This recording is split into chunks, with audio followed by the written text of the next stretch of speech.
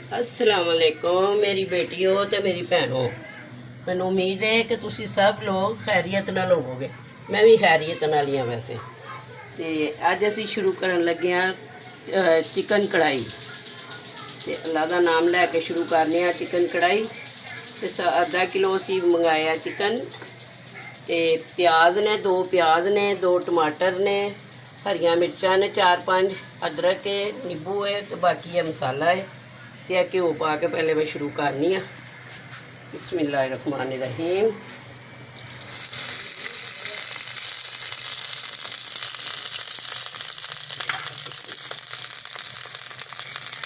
घ्यो हो गया साडा ब्राउन। असीं इहदे च लगे हाँ पान हुण प्याज। ये 2 प्याज़ां ने ये प्याज ब्राउन करांगे तो फिर इहदे विच पावांगे दूसरा समान। प्याज साडा हो गया ब्राउन तो हुण असीं इहदे विच पाने आ गोश्त चिकन।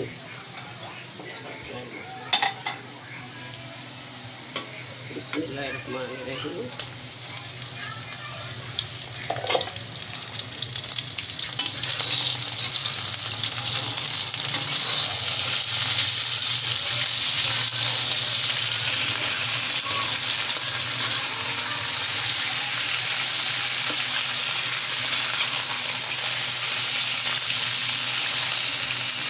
साडा ब्राउन हो चुकिया जे तो हुण असीं इहदे विच पावांगे मसाले।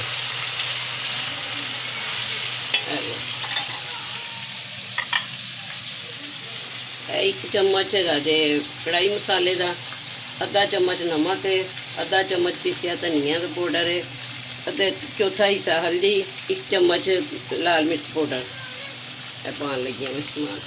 बिस्मिल्लाहिर्रहमानिर्रहीम।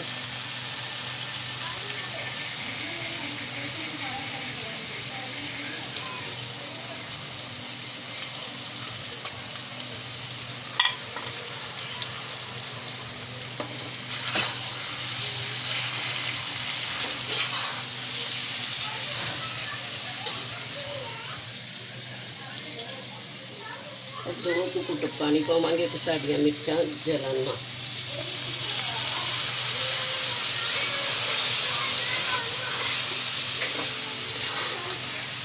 मसाला साडा पै गया विच ते हुण असीं इहदे विच पावांगे टमाटर। असीं अद्धे टमाटर पा देंगे तो अद्धे विच बाद चों रह जाएंगे।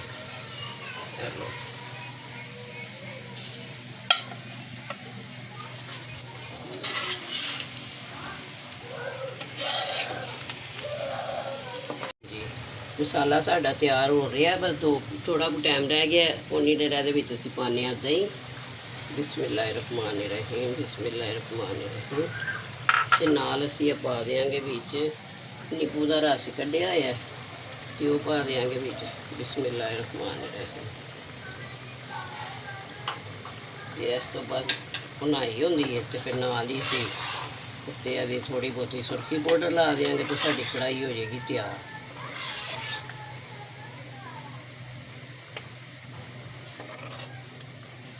हाँ जी, गोश्त साडा हो गया जे तैयार, भुज गया कढ़ाई साडी।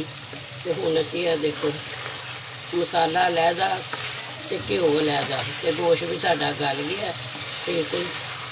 तो हुण असीं इहदे उत्ते थोड़ी कसुरती पाउडर लावांगे तो साडा सालन हो जाएगा कढ़ाई तैयार। ठीक है, तो देखो तो मैं तो बोलनी हाँ सीधी सादी पंजाबी क्योंकि उर्दू मैं ज़्यादा बोल नहीं सकती। बच्चे मेरे कहते सन उर्दू बोलो तो मैं बोलती सा विच पंजाबी। तो मैं इसलिए सोचा कि मैं सीधी सादी पंजाबी बोलना करा, ना परेशान होवां ना दूसरियां नूं करा। सही गल है ना। बाकी यह रह गई मेरी अदरक। यह देखो असीं अदरक भी पा दी है विच। यह रह गई मिर्चां भी सजा दित्तियां ने असीं। इसके बाद रह गया धनिया। असीं धनिए का भी लगे लान छट्टा।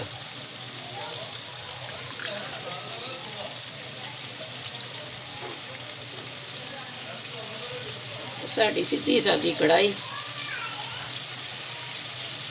ਸਾਨੂੰ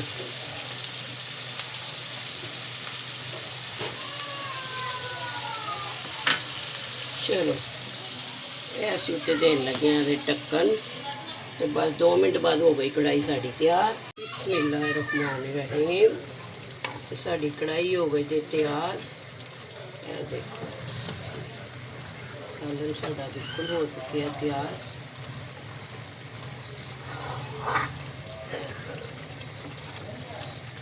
ਮਾਸ਼ਾਅੱਲਾ ਸੁਭਾਨ ਅੱਲਾਹ ਬੜੀਆਂ ਖੁਸ਼ਬੂਆਂ ਆ ਰਹੀਆਂ ਜੀ ਸਾਡੀ ਸਿੱਧੀ ਸਾਦੀ ਕੜਾਈ 'ਚ। ਬਹੁਤ ਅੱਛੀ ਰੰਗਤ ਤੇ ਬਹੁਤ ਖੁਸ਼ਬੂ ਆ ਰਹੀ ਹੈ ਤੇ ਮਾਸ਼ਾਅੱਲਾ ਬਹੁਤ ਪਿਆਰੀ ਲੱਗ ਰਹੀ ਹੈ।